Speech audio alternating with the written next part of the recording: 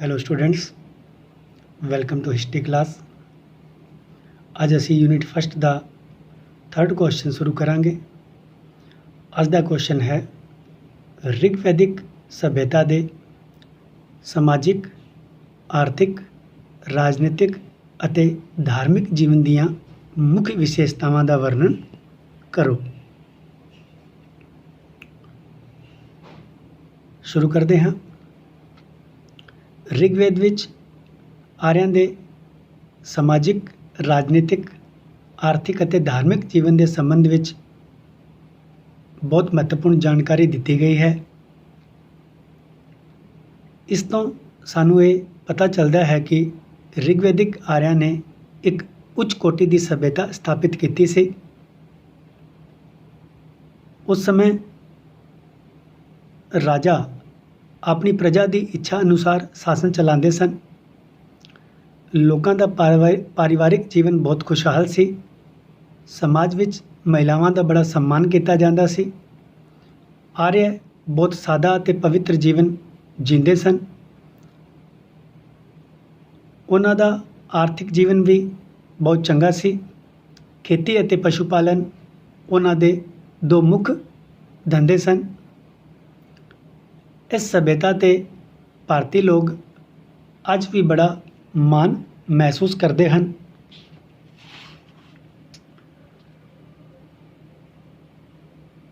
ਅੱਜ ਦੀ ਕਲਾਸ ਵਿੱਚ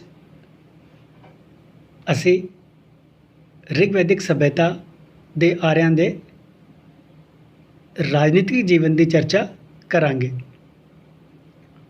ਇਸ ਨੂੰ ਅੱਗੇ 5-6 ਛੋਟੇ ਪੁਆਇੰਟਾਂ ਦੇ ਵਿੱਚ ਵੰਡ ਕੇ ਅਸੀਂ ਸਮਝਦੇ ਹਾਂ। ਪਹਿਲਾ ਹੈ ਪ੍ਰਸ਼ਾਸਨਿਕ ਢਾਂਚਾ। ਰਿਗਵੈਦਿਕ ਆਰਿਆਂ ਨੇ ਪ੍ਰਸ਼ਾਸਨ ਦੀ ਸੁਵਿਧਾ ਦੇ ਲਈ ਆਪਣੇ ਪ੍ਰਸ਼ਾਸਨਿਕ ਢਾਂਚੇ ਨੂੰ ਕਈ ਛੋਟੀ ਇਕਾਈਆਂ ਵਿੱਚ ਵੰਡਿਆ ਹੋਇਆ ਸੀ। ਸ਼ਾਸਨ ਪ੍ਰਬੰਧ ਦੀ ਸਭ ਤੋਂ ਛੋਟੀ ਇਕਾਈ ਪਰਿਵਾਰ ਸੀ। ਇਸ ਦੇ ਮੁਖੀਆ ਨੂੰ ਕੁਲਪਤੀ ਜਾਂ ਗ੍ਰਹਿਪਤੀ ਕਹਿੰਦੇ ਸਨ। ਕੁਝ ਪਰਿਵਾਰਾਂ ਨਾਲ ਮਿਲ ਕੇ ਇੱਕ ਪਿੰਡ ਬਣਦਾ ਸੀ। ਇਸ ਦਾ ਮੁਖੀਆ ਗ੍ਰਾਮਣੀ ਕਹਾਉਂਦਾ ਸੀ। ਕਈ ਪਿੰਡਾਂ ਨੂੰ ਮਿਲਾ ਕੇ ਇੱਕ ਵਿਸ਼ ਬਣਦਾ ਸੀ, ਜਿਸ ਦਾ ਮੁਖੀਆ ਵਿਸ਼ਪਤੀ ਹੁੰਦਾ ਸੀ। ਅੱਗੇ ਕਈ ਵਿਸ਼ਾਂ ਨੂੰ ਮਿਲਾ ਕੇ ਇੱਕ ਜਨ ਬਣਦਾ ਸੀ। ਜਨ ਦੇ ਮੁਖੀਆ ਨੂੰ ਰਾਜਨ ਜਾਂ ਰਾਜਾ ਕਿਹਾ ਜਾਂਦਾ ਸੀ। ਅਗਲਾ ਪੁਆਇੰਟ ਹੈ ਰਾਜਨ। ਰਾਜਨ ਜਨ ਦਾ ਮੁਖੀਆ ਹੁੰਦਾ ਸੀ ਅਤੇ ਉਸ ਨੂੰ ਗੌਰਵਸ਼ਾਲੀ ਸਥਾਨ ਪ੍ਰਾਪਤ ਸੀ। ਰਾਜਨ ਦੀ ਪ੍ਰਮੁੱਖ ਯੋਗਤਾ ਯੁੱਧ ਵਿੱਚ ਅਗਵਾਈ ਕਰਨ ਦੀ ਛਮਤਾ ਸੀ। ਉਸ ਦਾ ਰਾਜ ਤਿਲਕ ਬਹੁਤ ਸ਼ਾਨੋ ਸ਼ੌਕਤ ਨਾਲ ਕੀਤਾ ਜਾਂਦਾ ਸੀ। ਉਹ ਬਹੁਤ ਸੋਹਣੇ ਅਤੇ ਕੀਮਤੀ ਕੱਪੜੇ ਅਤੇ ਗਹਿਣੇ ਪਾਉਂਦਾ ਸੀ। ਉਹ ਸ਼ਾਨਦਾਰ ਮਹਿਲਾਂ ਵਿੱਚ ਰਹਿੰਦਾ ਸੀ। ਰਿਗਵੇਦ ਵਿੱਚ ਇੱਕ ਸਥਾਨ 'ਤੇ 1000 ਸਤੰਭਾਂ ਵਾਲੇ ਮਹਿਲ ਦਾ ਵਰਣਨ ਮਿਲਦਾ ਹੈ। ਰਾਜਨ ਦਾ ਮੁੱਖ ਕਾਰਜ ਆਪਣੀ ਪ੍ਰਜਾ ਦਾ ਕਲਿਆਣ ਕਰਨਾ ਸੀ। ਰਾਜ ਤਿਲਕ ਦੇ ਸਮੇਂ ਰਾਜਨ ਇਹ ਸ਼ਪਥ ਲੈਂਦਾ ਸੀ, ਇਹ ਸਹੁੰ ਖਾਂਦਾ ਸੀ ਕਿ ਯਦਿ ਮੈਂ ਧੋਖਾ ਕਰਾਂ ਤਾਂ ਮੈਂ ਆਪਣੇ ਧਾਰਮਿਕ ਕਾਰਜਾਂ ਅਤੇ ਉਸ ਤੋਂ ਪ੍ਰਾਪਤ ਹੋਣ ਵਾਲੇ ਫਲਾਂ, ਆਪਣੇ ਚੰਗੇ ਕਾਰਜਾਂ ਦੇ ਗੁਣ, ਆਪਣੇ ਮਹਿਲ ਅਤੇ ਇੱਥੋਂ ਤੱਕ ਕਿ ਆਪਣੇ ਵੰਸ਼ ਜਾਂ ਸੰਤਾਨ ਤੋਂ ਵੀ ਵਾਂਝਾ ਹੋ ਜਾਵਾਂ। ਬੜੀ ਇੰਪੋਰਟੈਂਟ ਸਹੁੰ ਸੀਗੀ। ਰਾਜਨ ਆਪਣੇ ਜਨਮ ਵਿੱਚ ਹੋਣ ਵਾਲੇ ਹਰ ਪਾਪ ਅਤੇ ਅਪਰਾਧ ਦੇ ਲਈ ਆਪਣੇ ਆਪ ਨੂੰ ਜ਼ਿੰਮੇਦਾਰ ਮੰਨਦਾ ਸੀ।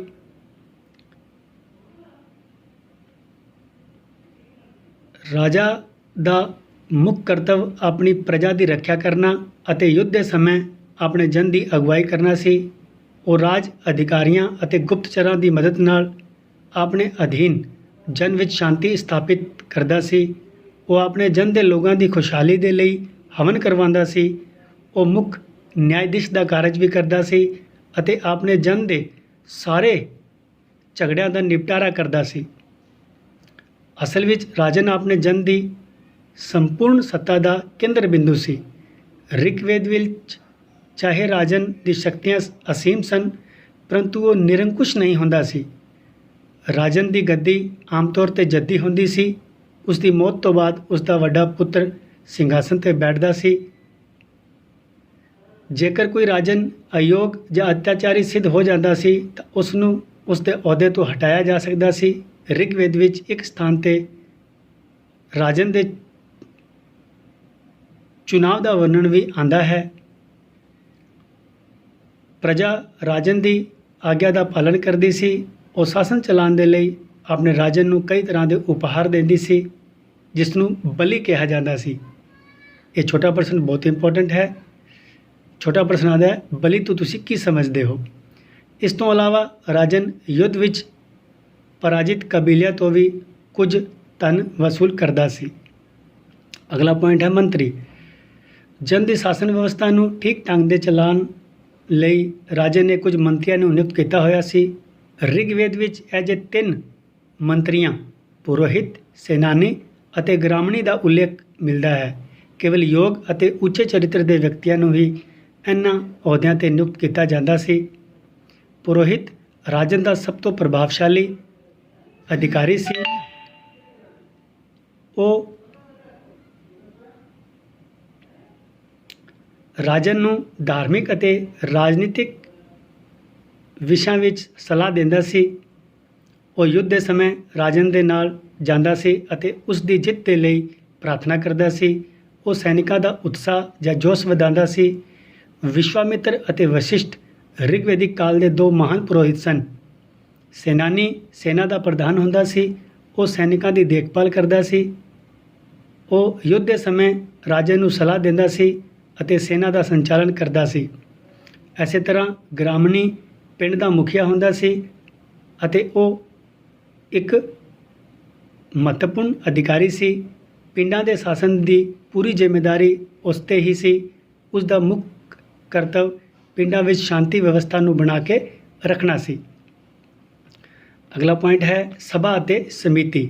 ਇਹ ਛੋਟਾ ਪ੍ਰਸ਼ਨ ਪੁੱਛਿਆ ਜਾਂਦਾ ਹੈ, 2 ਨੰਬਰ ਦਾ, ਇੰਪੋਰਟੈਂਟ ਹੈ। ਸਭਾ ਅਤੇ ਸਮਿਤੀ ਰਿਗਵੇਦਿਕ ਕਾਲ ਦੀਆਂ 2 ਮਹੱਤਵਪੂਰਨ ਸੰਸਥਾਵਾਂ ਸਨ।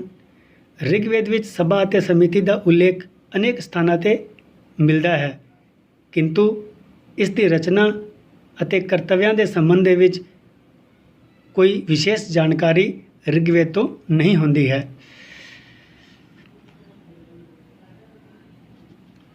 ਜ਼ਿਆਦਾਤਰ ਇਤਿਹਾਸਕਾਰਾਂ ਦਾ ਵਿਚਾਰ ਹੈ ਕਿ ਸਭਾ ਜਨ ਦੀ ਵਿਸ਼ੇਸ਼ ਸੰਸਥਾ ਸੀ। ਇਸ ਵਿੱਚ ਕੇਵਲ ਕੁਝ ਵਿਸ਼ਿਸ਼ਟ ਲੋਕ ਹੀ ਸ਼ਾਮਿਲ ਹੁੰਦੇ ਸਨ। ਸਮਿਤੀ ਜਨ ਦੀ ਸਧਾਰਨ ਸੰਸਥਾ ਸੀ, ਜਿਸ ਵਿੱਚ ਜਨ ਦੇ ਲਗਭਗ ਸਾਰੇ ਮੈਂਬਰ ਭਾਗ ਲੈਂਦੇ ਸਨ। ਸਭਾ ਅਤੇ ਸਮਿਤੀ ਨੂੰ ਅਸੀਮਿਤ ਸ਼ਕਤੀਆਂ ਪ੍ਰਾਪਤ ਸਨ। ਉਹ ਸ਼ਾਸਨ ਪ੍ਰਬੰਧ ਚਲਾਉਣ ਵਿੱਚ ਰਾਜਾ ਦੀ ਸਹਾਇਤਾ ਕਰਦੀਆਂ ਸਨ। ਰਾਜਾ ਉਹਨਾਂ ਦੀ ਇੱਛਾ ਅਨੁਸਾਰ ਸ਼ਾਸਨ ਚਲਾਉਂਦਾ ਸੀ।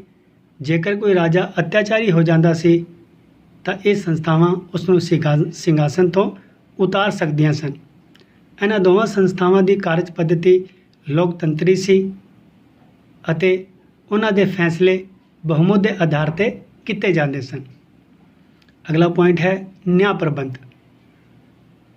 ਰਾਜਨ ਨਿਆਂ ਦਾ ਸਰਵੋੱਚ ਅਧਿਕਾਰੀ ਸੀ।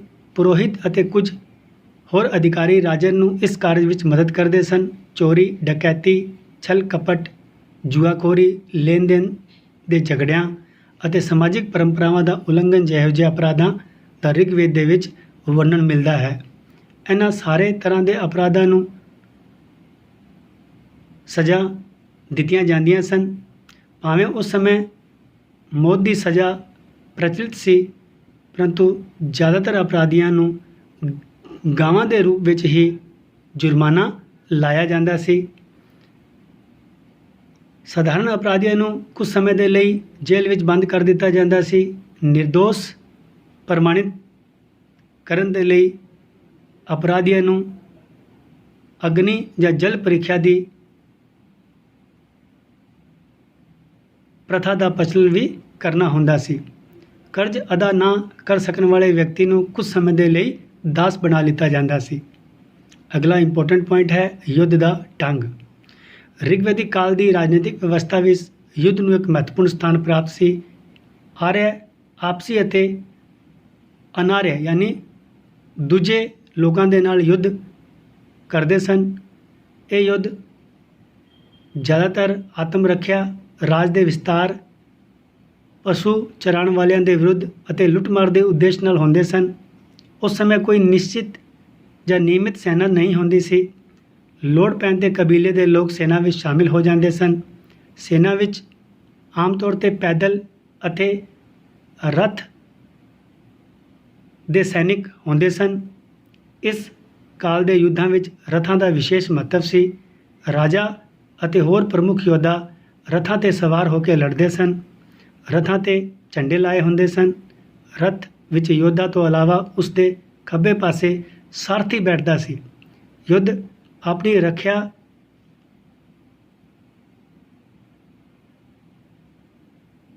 ਦੇ ਲਈ ਕਵਚ ਜਾਂ ਢਾਲ ਦਾ ਪ੍ਰਯੋਗ ਕਰਦੇ ਸਨ।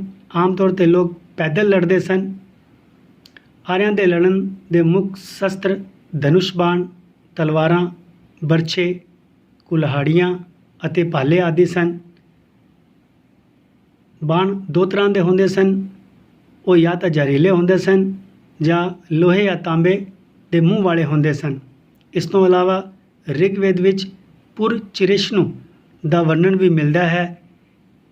ਇਹ ਉਮੀਦ ਕੀਤੀ ਜਾਂਦੀ ਹੈ ਕਿ ਇਹ ਕਿਲਿਆਂ ਨੂੰ ਨਸ਼ਟ ਕਰਨ ਵਾਲੇ ਯੰਤਰ ਦਾ ਨਾਮ ਸੀ।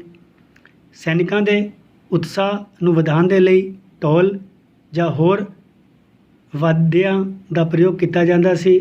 ਯੁੱਧ ਵਿੱਚ ਜਿੱਤ ਦੀ ਪ੍ਰਾਪਤੀ ਦੇ ਲਈ ਆਰਿਆ ਇੰਦਰ ਤੋਂ ਪ੍ਰਾਰਥਨਾ ਕਰਦੇ ਸਨ ਅਤੇ ਹਵਨ ਕਰਿਆ ਕਰਦੇ ਸਨ। ਆਰਿਆ ਯੁੱਧ ਵਿੱਚ ਨੈਤਿਕਤਾ ਨਾਲ ਕੰਮ ਲੈਂਦੇ ਸਨ।